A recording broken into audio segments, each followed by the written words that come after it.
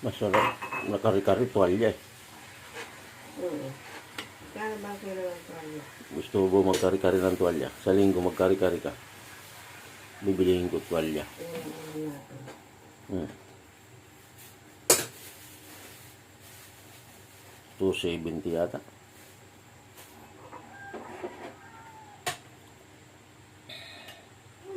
Mga iba naman. Diyan, 150. Sa frozen? Tuwalya? Dalawa eh. Tagal na si frozen. Eh, pwede naman. 170 ata. Baka ibang